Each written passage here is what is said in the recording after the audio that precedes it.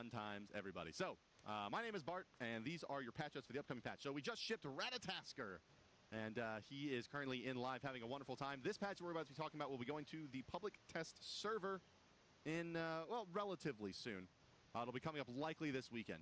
But let's go ahead and start talking about what's going to be actually in this here patch, my friends.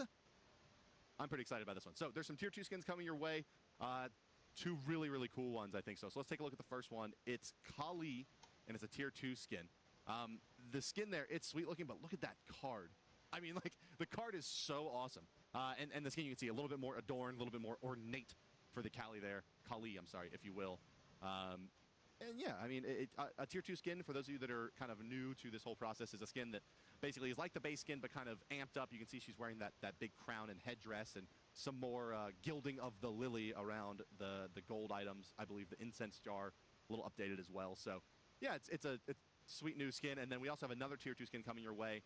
And this one is going to go to the way of Sun Wukong. And look at that. I mean, it just looks like... I really don't have much to say about this besides the fact that it's so badass. It's like when you're a little kid and you're drawing awesome stuff and you put like cool like hooks and sharp things on the end of everything, except for it's done tastefully and looks really great instead of like my 12-year-old self butchering a existing concept. But yeah, and it's got that kind of like big, almost Loki-esque horns there at the front. One of my favorite tier 2s up there with... it looks actually pretty similar to me. It looks like it's from the same universe as that Nemesis Executioner skin, which is extra badass. Let's move on, guys, to Bologna. Bologna is getting a golden skin here. And I think the main thing to notice, so you saw the card come out and you saw what we had to say about that card, and the Anubis card as well. So what you should notice here, if you didn't yet, is that Bologna, and we'll be retrofitting gods with this as well over time. No promises that it'll be everything, but we're going to be taking a look at this aesthetic for golden skins, which is that the armor is gold and, you know, the accents are blue or black, but the skin will remain kind of her flesh. So a new kind of thought for the golden skins, and we'll be rolling it out here with Bologna's golden, which also happens to look really awesome. So shout outs to Bologna. Is the diamond one ready? Can we take a look at the diamond one? Diamond is not ready, my friends, so don't ask me about it. You have to wait till PTS. But yeah, there she is. Anubis also, as I mentioned, getting the same kind of treatment. So you can see he kind of maintains his, I guess, fur, if you will, as a large bipedal canine. But his armor and his accoutrement are in that blue and gold palette set. So, yeah, and there's the legendary one as well. So this is really, really great for me because I like to play Anubis, and I think it looks awesome. So, like I said, not every god, not right away, not necessarily even super fast. If you guys were here for when the gold skins originally rolled out, probably something like that. We'll be going back and periodically kind of switching older skins over into this new style. I was asked to make sure that we made sure that was very clear that it was not all going to roll out at once and that, you know, it wasn't necessarily going to be every single god. But this is kind of the new style that we'll be going for, my friends. So let's take a look at one of our first, well, that isn't a recolor or a low price skin. This is the first premium skin this patch. It's going to be Agni. All the world's a stage. The Triumph and Agni skin here. And you can see it's rather Shakespearean. Welcome to the Globe Theater, my friends. As there he is. And look at him. He's pretty sweet, isn't he? This is one of those skins that actually, every once in a while, I, you know, as the company continues to grow and as we get more and more, I guess, kind of compartmentalized, like now there's skins that I don't even see before they go live, and this is one of them, and I think this is great. And I think probably my favorite thing about this skin is the detail of those masks being kind of hollow, actually just masked, like he doesn't have a face at all. But this skin does come with a voice pack, my friends, so if you would be so kind back in production, let's hear what Agni has to say. Stupendous! The lead role is mine. Give me your hands if we be friends. Sorry. And see. Fortune befriends the bold. Quiet. Minions have spawned. Experience is the name we give to our mistakes. Curse this. Have fun!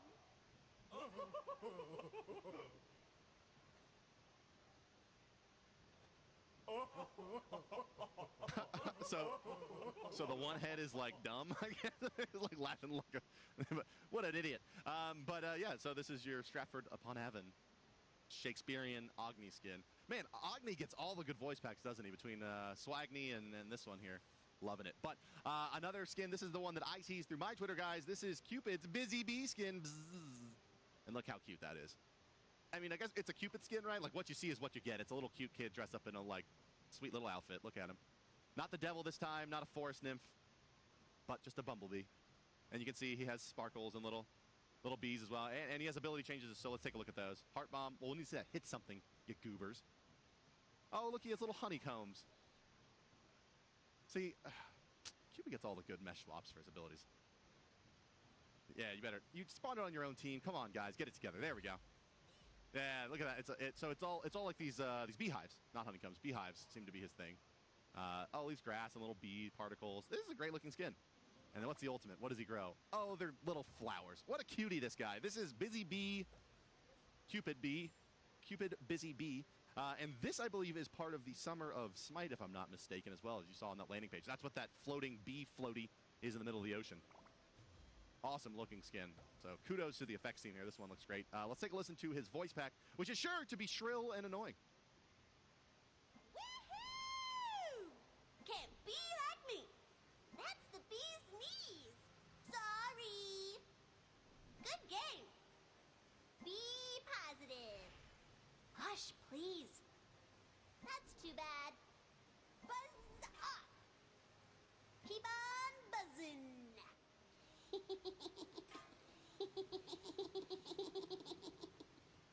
And what could be more fun than spamming that voice pack over and over and over again into your friends? Lovely. Love it. I love Cupid voice packs. Love Naja Cupid voice packs, among my favorites, just because they're so recognizable, aren't they? So let's talk about the Summer of Smite event screen, updated, of course, with this patch. You can see more new stuff teased right along there. So what do I see? I see a big old megaphone, octopus and things. But you can see more stuff coming your way, guys, in the Summer of Smite.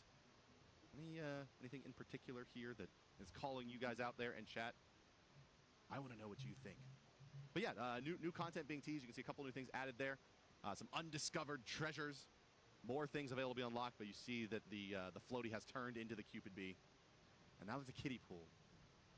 Oh my. Is that another? Oh, look at that shark icon too from Adonis. That's a sweet icon, isn't it? Very cool. So yeah, I wonder, is that pool side them again or something? I see a little swimming pool out there. Shark content as well, but let's go ahead, guys, now. We'll be switching gears as I clap my hands in front of myself and moving on to items. So this is where we start getting into the actual balance notes for this patch.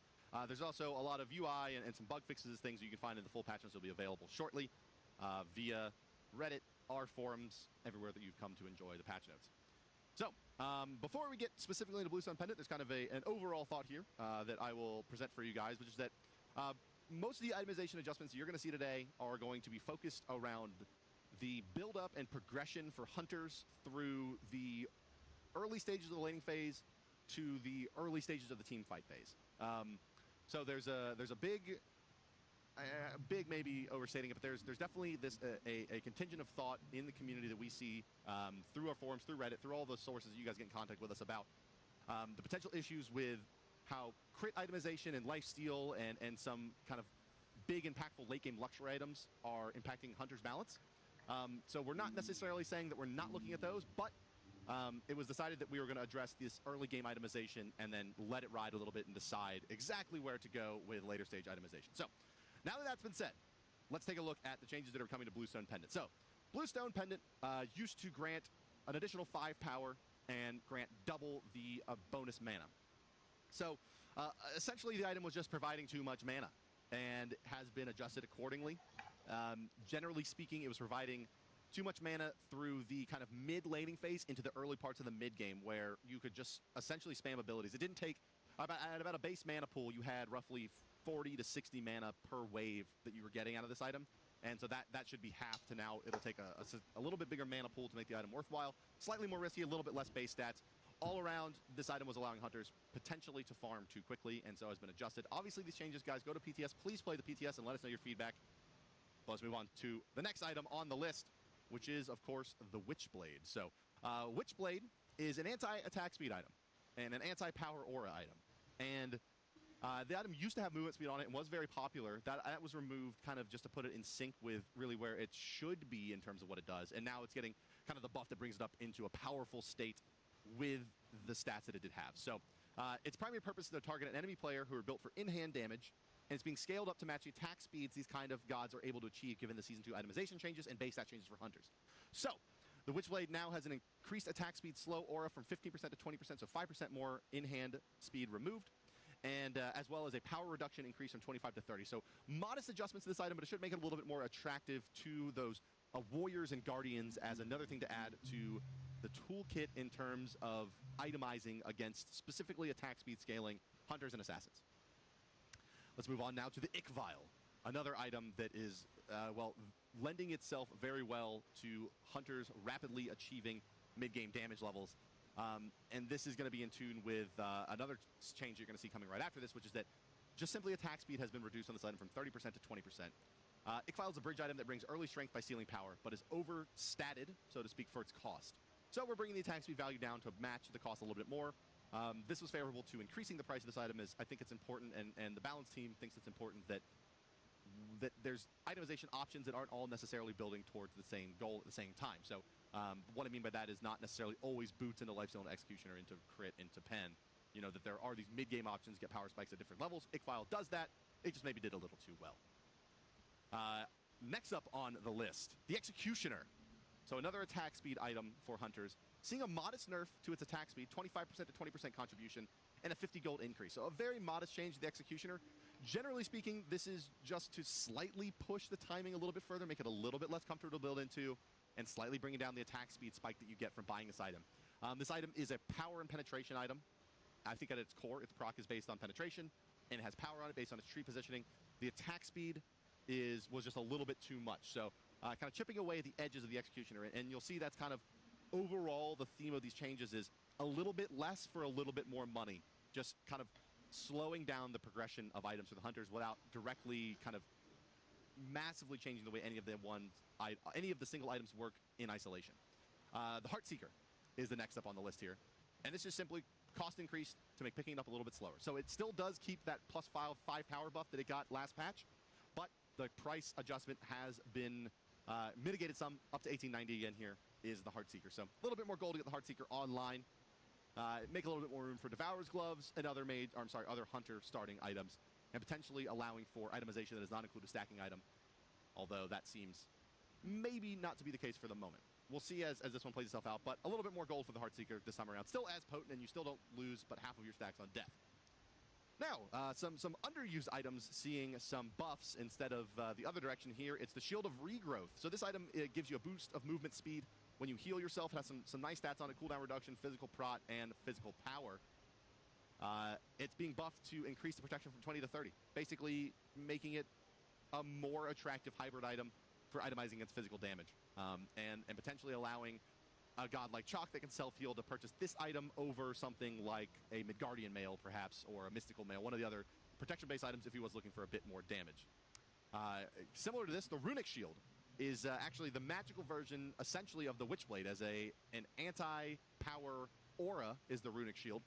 And it was just a little bit too expensive, we thought. So we've actually dropped the price of the Runic Shield for 2,400 to 2,300 with this patch. And that brings us to the item that I don't really know how to pronounce. Ancile, I think it is. Ancile. Ancile is a stacking item that has some ramp-up time, and it's kind of difficult to pick this item up because of the jump from Tier 2 to Tier 3 in terms of the cost of this item. So you've seen it reduced from 2,400 to 2,250 with this patch. That is the Ancile. Moving right along to the Celestial Legion Helm. This item exists to fight crits. And there we see games where there's 2 or 3 players on each team itemizing into crit, and this item is not being purchased by mages. It probably needs a buff. So we've essentially just dropped the price on this thing from 2,850 to 2,350. So 500 gold reduction in price, becomes much more competitive with item timings like Executioner, where you can have this out in a meaningful time. Still gives you the 80 power on the proc, and the proc can now happen every 6 seconds, up from 15. So this item seeing some big-time buffs, actually, as it will become a hopefully more part of the build, the anti-burst physical damage builds that mages will be able to itemize into. So let's move into some god balance updates and fixes. And remember, guys, we'll take a look at the Muzen Cobb. We'll be talking about this passive here in a second. But right when we conclude the end of the patch notes, so there's not much more left here, we will go into showing you the new Nox kit, and we will have Dev Insight with the lead designer. We'll create a director, actually, now for Smite and Mr. Scott's here. So stick around for that, guys. Get an opportunity to hear some insight as to how this thing went down. But Muzen Cobb, new passive tweak for him. Okay. Generally speaking, what this passive does, it means you have more things to do while you're in-handing. The way it reads is that basic attacks from Muzen Cobb will now extend the duration of your bees passive on the target by a second. Targets that suffer from bees for 4 total seconds are disarmed for a second. Duration of the passive has been set from 3 to 2 seconds, and then a bug fix. So now thereby, if you can keep the bees passive applied to the target unit for long enough, they will suffer a 1-second disarm. Every 4 seconds, a 1-second disarm. So just allowing AMC to make some more big plays, really. Just continue to hit people, get rewarded a little bit more for continue to in-hand, as ultimately that's what his kit comes down to. And a little bit of the idea of making him better at what he is good at, instead of giving him more options for something like Escape, just simply saying, you're an even better in-hander now, Muzen Cobb. If you want to hit the gas pedal and turn up, Muzen Cobb could be the god for you. Up next, who could it be but Outwash? No, it's Ratatasker. They fooled me. Ratatasker. You silly goofballs. Ratatasker does have some... Okay. Whoa. Okay, you're going to have to read this. I'll read it off to you guys. The tip here, the notes on this change are simply nuts. It's nuts. Ha ha ha ha ha. So, I'll read them off for you, although it's quite a bit. You'll really need to read it. And the real thing to take away from this is that Ratatasker basically just got a nerf, right? But because his build-up and his his build itemization options through the acorns are so varied that it looks like he got buffed like 4 times, but it's really just each one of those builds getting slight adjustments to becoming more in line with where we want him to be. So I'll read them off to you. Through the Cosmos, Ratatasker will now land at the last valid target location if the ability times out while targeting a non-valid location. Reduce damage from 250 to 570 to 200 to 440. Reduce scaling from 100% to 70%. Reduce maximum time of one branch from 4 seconds to 3 seconds. That's the ultimate. Dart now marks all targets hit instead of one target per dash. Hitting a marked target at any time will cause Dart to not reset its cooldown. Opal Acorn, reduce scaling from 70% to 55%. Acorn Blast, Emerald Acorn, reduce maximum number of targets to trigger heal from 5 to 4. Sapphire Acorn, reduce target damage from 30 to 50 to 10 to 30, reduce scaling from 60% to 40%. Blue Acorn, reduce physical power from 30 to 25. Yellow Acorn, reduce physical power from 30 to 25. Sapphire Acorn, reduce physical penetration from 15 to 10. And Emerald Acorn, reduce physical penetration from 15 to 10. That is your Ratatasker changes. I hope that you were able to internalize that and understand exactly where he stands relative to all other gods. Now, Ratatasker. Let's move on to Outwash, who you don't. Basically, the change for Outwash is that his ultimate now end when he dies. That's it. So he did see the duration reduction in the patch that's currently live, and into the next patch, we'll see his ultimate end when he dies. Let's talk about another god that we have with some fun buffs, and you guys wanted this one for a while. It's Naja. He gets a new passive, and let's see exactly how that works. Oh, look, it's a big old burst heal. Oh, no, he hasn't activated any of his abilities. Look at this guy. And yeah, so this is the way it works. I'll explain it to you now. They're demonstrating it on the Fire Giant, who does apply a healing debuff, but Naja, he's getting a new passive! One of the most requested abilities for a rework, this new passive opens up a vast number of new tactical options for the 3rd Lotus Prince. And by that, I mean, his passive is no longer called Immortal Spirit, it is now Righteous Spirit. Naja gains a stack when he hits an enemy with a basic attack, and an additional stack for critical strikes. So a critical striking basic attack will cause 2 stacks. He may activate Flaming Spear. This is his number 2 ability, to consume the stacks and heal himself. Heals for 1.25% per stack, max 20. That's 25% of your maximum HP that burst heals you when you activate Flaming Spear if you have max stacks. So Naja now has a pretty serious way to kind of make turnaround plays. You know, 1 crit activating your 2. So we'll see, you can see the passive stacking up. 3, 4, 5, 6, 7. But he has lifesteal, so. And then activate the ability and big burst heal to get back to full. So Naja with some serious gameplay changes here. Reworking that passive. Still focused on the idea of health, but no longer the case. There, as you see, the burst heal's happening from activating Flaming Spear. 2, 1. Passive don't end. There it is. A little bit of health coming back. So percentage HP burst for Naja, obviously very effective later in the game. And that brings us to what will be the final adjustment here that we'll be going through in this patch before we get into the Nox rekit. It is Huyi. So Huyi, his jump. He used to get up onto the, I guess, hang glider, if you will, of his bow and ride it down, crashing into a target location, knocking up enemies that are affected by the mark. Huyi's dash has been reworked now to better match his snappy playstyle. and give him more options when deciding to escape or commit to the fight. Once in the air, he'll be given a golden crow's eye view of the battlefield. It's called Dive Bomb still, and it's fire similar to something like a Sun Wukong ultimate. So if you go ahead and take that, you simply stand in place and then leap to target location. So it's very similar to what it did before. You can go the same total distance. You just have a little bit more options to kind of fire it again right away. You don't have as long with the immunity frames. Well, I guess you have the same duration, but you're not moving, making it maybe a little bit easier to do some things against him. Set up options against Huyi, a little bit maybe less predictable. And does it go? It doesn't look like it goes over walls now still, even since Dive Bomb. Oh no, it does. Okay, so he now gets the ability to go over collision, world collision, not just player-made walls. So Huyi, seeing some buffs here, and yeah, I think the note that was sent along with this one is accurate, which is that he has a pretty snappy playstyle, right? It's very heavily reaction-based. You get them in the right position, you mark them, you hit them with a ricochet. Those things don't happen easily, but now he'll have a little bit of a better time of kind of piling that damage on quickly and letting Huyi does what he does. And yeah, he is in a leap state, right? It's similar to like a Sun Wukong. He's not invisible, but he is unable to be hit when floating. All right, ladies and gentlemen, that does take us into the Nox rework. So welcome back to the desk. Welcome, Scott, to the desk. Oh, thank you. It's good to be here. Welcome, chat, to the I guess, Dev Insight, Dev Talk. That's what we call it these days. Dev Talk for Nox. So, Nox. Basically the most requested God kit change we've ever seen. Yeah, really overwhelmingly. For several months, it's been probably the highest request for rework for buffs. Yeah, so when we give out those forums every week to say, give us our feedback, give feedback on the patch, the state of the game, you know, we see thousands of respondents, and there were cases kind of ramping up in the last few weeks where we were seeing like 40-50% of respondents that were saying anything about gods or saying something with Nox. Yeah, that's right. You know, we've done a lot of reworks throughout the history of Smite, and usually the main reason we do rework is if we see that players really aren't having fun with the character. And certainly with Nox, when you look at both her play time and the feedback we're getting, regardless of if it was when she was too strong or too weak, players just weren't really enjoying the experience. And that's why we decided to go through and do a rework, and a really substantial rework. In fact, this is probably one of the most full reworks I think we've done, really, on a god. Yeah, I mean, the Arachne is probably the only one that's even close to this, in terms of every ability getting kind of adjusted in some way. So, Nox, I think the things that really people identified with the character, this kind of combo-based playstyle, and obviously, just generally speaking, the way the kit looks and functions, and there seemed to be this kind of also other path through the community feedback forums of, you know, people really seem to want her to be more heavily associated with like nighttime and darkness and shadows, and it kind of was like she's just a purple elemental. You know, I don't think it really had that piece to it. So I think, at least in what I saw, was something we've seemed to focus on this time around. Yeah, and it's really interesting because people really like the art, they really like the personality, the character of it. They just want a better kit to play, and a lot of the feedback we got was about incorporating more of the nighttime elements into the kit. Yeah, and I think in some respects as well, I mean, she was a very defensive kind of style of mage.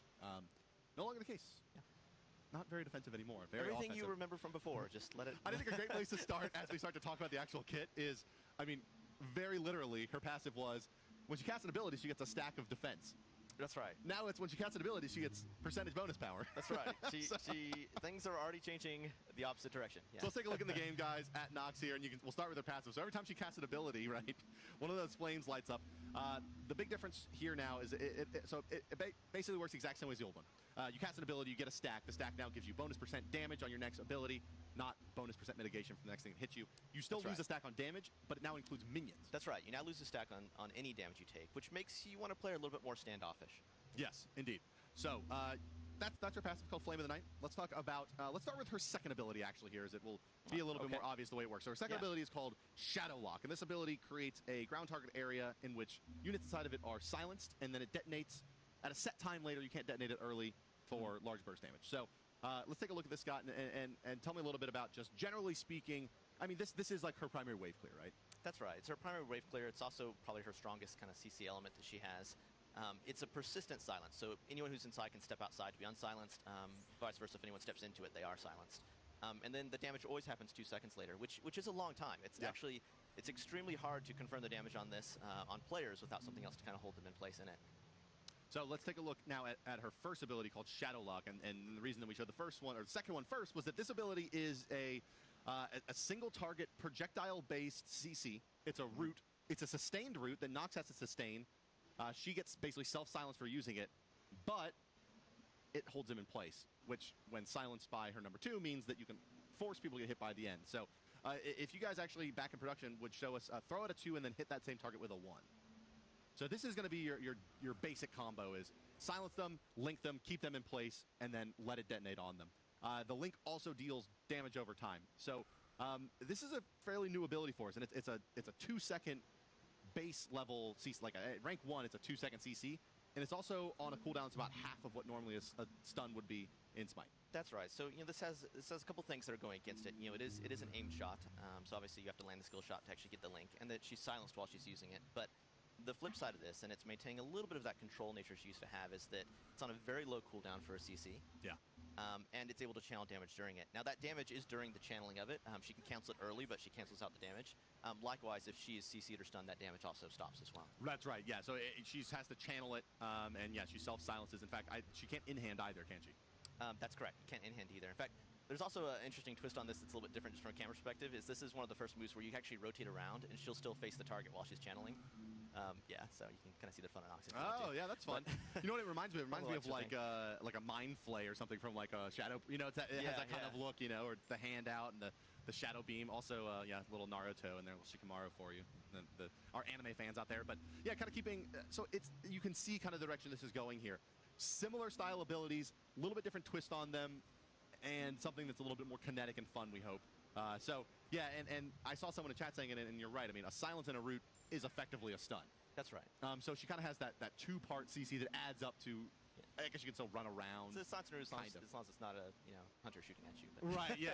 It's not a disarm. Also, I guess that's worth right. noting. It doesn't disarm. It's a complete immobilization, right? It's not a don't act. It's a don't move. Right. While channeling, also actually, she doesn't have the strafe penalty right there, so you can dodge shots while you're trying to hold people in place. So yeah, so you get essentially bonus movement speed laterally and behind you. That's right. When this is active, giving you a little bit more ability to kind of juke around.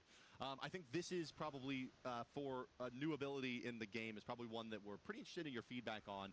How does it feel? Because it's one of the few abilities in Smite that we're gonna attempt to ship here now into PTS, at least with a significant downside to it. And Achilles Spear took a couple iterations to get to the right place, and so we're definitely interested in hearing what you at home have to hear about the Shadow Lock and how it interacts with Siphon Darkness, which you know now as her large circle spell. So let's move into her third ability. This one's a little crazy.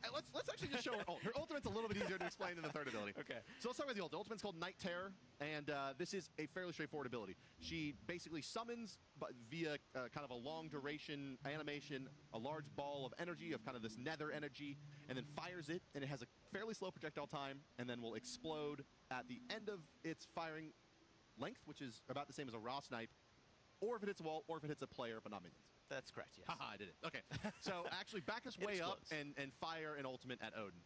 So yeah, it has roughly the same distance as a raw snipe, but as you'll see, it happens over time, not instantly. She fires it, and then boom, there it goes. So, and it explodes in a 20-foot AoE, basically? That's correct, yes. So, what else is a 20-foot AoE? Like, what's something that's like relative to that same size? Relative to that same size? Well, actually, her Siphon Darkness is. Is also 20 feet?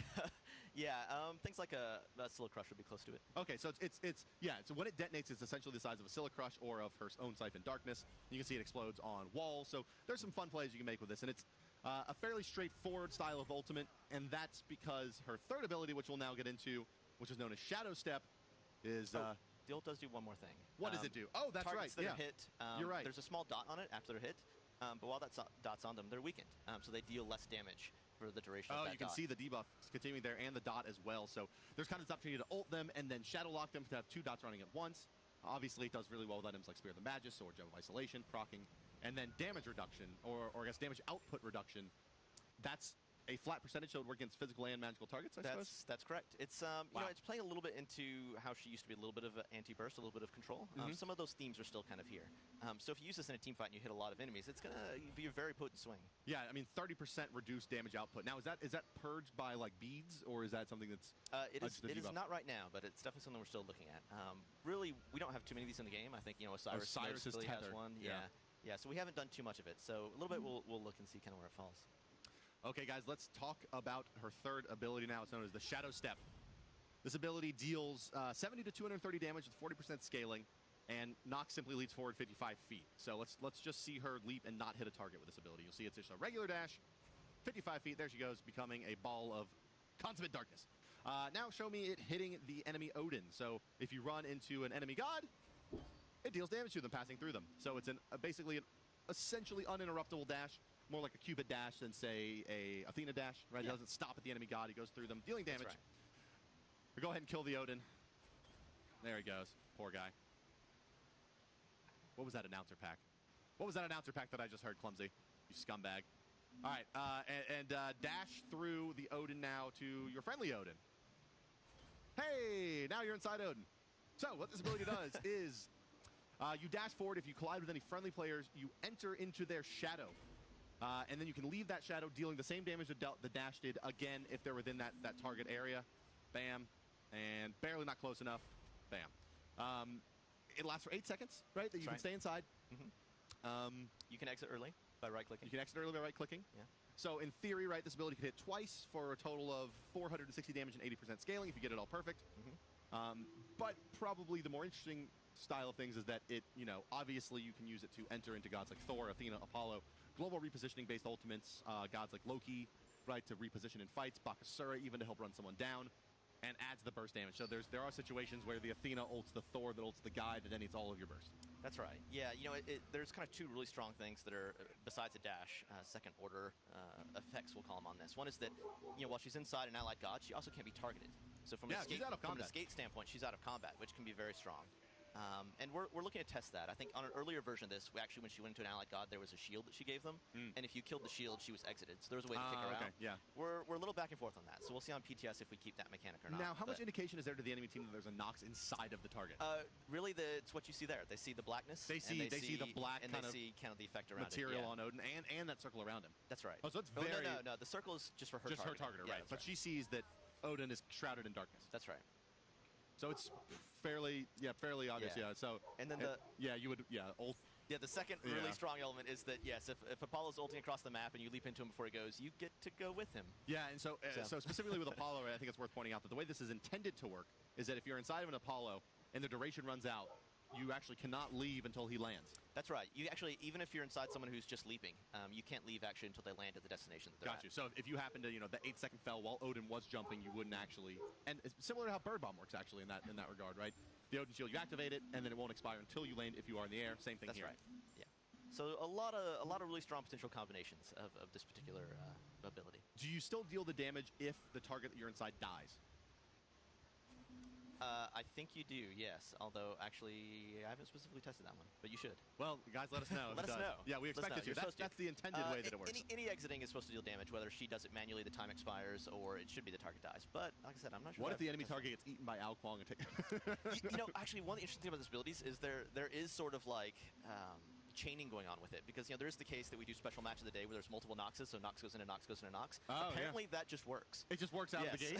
Yes. So there can be some crazy shenanigans going on. The furthest down nested Russian nesting Nox. That's right. Can she leave at any time? I think if she leaves during the next one, I've heard from the programmer that basically the nesting works, so we'll have to see. Wow, so we'll have some all Nox game modes. Nox and a Nox and a Nox. Well, guys, that thus concludes your look at Nox. Can we take a look actually at her voodoo skin before we go? Let's just throw it around again. We did see this tease last week on Friday, but might as well take a look at it here. What is it actually called, Scott? Do you know? Nox voodoo? I'm forgetting. I think it's Madam something. Isn't it Madam Darkness? Madam Darkness. Yes. Nox Madam Darkness. Switch class Nox Madam Darkness. Hey, there she is. So yeah, this is also the new skin that's coming out this patch as well for her. So yeah, there she is. Look how lovely. We talked about this one a little bit already, but it's kind of that bayou-y voodoo kind of. I don't know what's the PC term for what this is supposed to be. Voodoo. Voodoo Nox. You can see her abilities. Her effects are the same as her base skin. Maybe just for the moment, though. I mean, obviously she got some changes here. This Nox skin also has a voice pack, which ideally Clumsy has bought. Let's find out.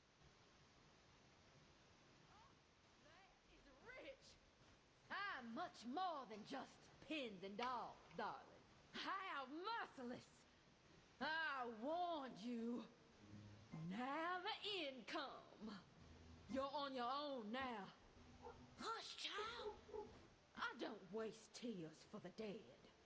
I refuse to pay my dues. Hard days deserve a harder night. go. There we go, ladies and gentlemen. Thus, now finally concludes our patch notes for the upcoming patch. So what is this thing's shipping like around when? When's like the targeted date? We're going into PTS with this ideally this weekend. That's right. And then there'll be 2 weeks of PTS testing. And No, then, I think it'll be the following week. You know what? Let me double check. Soon, yes. Soon. It's coming soon. Ratatasker just shipped, guys. You can find all the patch notes. They will be on our official forums at forums.smitegame.com. You can find them on the Reddit at reddit.com/r/smite. You can follow Scott on Twitter at HirezScott. You can follow me at HirezBart. And you can follow your own shadow. I don't know, Nox pun. Thank you all for watching today, and we will be back next Friday with either some fun spoils or more patch notes, and always the esports pick'em show. So Fridays at 4 is your time to enjoy. But we're not done just yet, guys. We're going to toss it over to Amanda and David, I believe, is over there, and they're going to be throwing down on Xbox Smite, giving you it's Yvonne and Amanda giving you a little bit of an update on exactly what's going on with Xbox and playing some games with you guys, so don't go anywhere. We'll be hopping over that right now. Thank you, Scott, for joining us. Thank you all for joining us, and we will see you next time. Good day. You can see it's rather Shakespearean. Welcome to the Globe Theater, my friends. As there he is, and look at him. He's pretty sweet, isn't he? This is one of those skins that actually, every once in a while, as the company continues to grow and as we get more and more, I guess, kind of compartmentalized, like now there's skins that I don't even see before they go live, and this is one of them, and I think this is great. And I think probably my favorite thing about this skin is the detail of those masks feeling kind of hollow, actually just masked, like he doesn't have a face at all. But this skin does come with a voice pack, my friends, so if you would be so kind back in production, let's hear what Agni has to say. Stupendous! The lead role is mine. Give me your hands if we be friends. Sorry. And see. And I think the main thing to notice, so you saw the card come out and you saw what we had to say about that card, and the Anubis card as well. So what you should notice here, if you didn't yet, is that Bologna, and we'll be retrofitting gods with this as well over time. No promises that it'll be everything, but we're going to be taking a look at this aesthetic for golden skins, which is that the armor is gold and the accents are blue or black, but the skin will remain kind of her flesh. So a new kind of thought for the golden skins, and we'll be rolling it out here with Bologna's golden, which also happens to look really awesome. So shout outs to Bologna. Is the diamond one ready? Can we take a look at the diamond one? Diamond is not ready, my friends, so don't ask me about it. You have to wait till PTS. But yeah, there she is. Anubis also, as I mentioned, getting the same kind of treatment. So you can see he kind of maintains his, I guess, fur, if you will, as a large bipedal canine. And headdress and some more gilding of the lily around the gold items. I believe the incense jar, a little updated as well. So yeah, it's a sweet new skin. And then we also have another tier 2 skin coming your way. And this one is going to go to the way of Sun Wukong. And look at that. I mean, it just looks like... I really don't have much to say about this besides the fact that it's so badass. It's like when you're a little kid and you're drawing awesome stuff and you put like cool like hooks and sharp things on the end of everything, except for it's done tastefully and looks really great instead of like my 12-year-old self butchering a existing concept. But yeah, and it's got that kind of like big, almost Loki-esque horns there at the front. One of my favorite tier 2s up there with... it looks actually pretty similar to me. It looks like it's from the same universe as that Nemesis Executioner skin, which is extra badass. Let's move on, guys, to Bologna. Bologna is getting a golden skin here. Fun times, everybody. So, my name is Bart, and these are your patch notes for the upcoming patch. So we just shipped Ratatasker, and he is currently in live having a wonderful time. This patch we're about to be talking about will be going to the public test server in, relatively soon. It'll be coming up likely this weekend. But let's go ahead and start talking about what's going to be actually in this here patch, my friends. I'm pretty excited about this one. So there's some tier 2 skins coming your way. Two really, really cool ones, I think so. So let's take a look at the first one. It's Kali, and it's a tier 2 skin. The skin there, it's sweet looking, but look at that card. I mean, like, the card is so awesome. And the skin, you can see a little bit more adorned, a little bit more ornate for the Kali there. Kali, I'm sorry, if you will. And yeah, I mean, a tier 2 skin, for those of you that are kind of new to this whole process, is a skin that basically is like the base skin, but kind of amped up. You can see she's wearing that big crown. But his armor and his accoutrement are in that blue and gold palette set. So, yeah, and there's the legendary one as well. So this is really, really great for me, because I like to play Anubis, and I think it looks awesome. So, like I said, not every god, not right away, not necessarily even super fast. If you guys were here for when the gold skins originally rolled out, probably something like that. We'll be going back and periodically kind of switching older skins over into this new style. I was asked to make sure that we made sure that was very clear that it was not all going to roll out at once and that, you know, it wasn't necessarily going to be every single god. But this is kind of the new style that we'll be going for, my friends. So let's take a look at one of our first, well, that isn't a recolor or a low price skin. This is the first premium skin this patch. It's going to be Agni. All the world's a stage. The Triumph and Agni skin here. And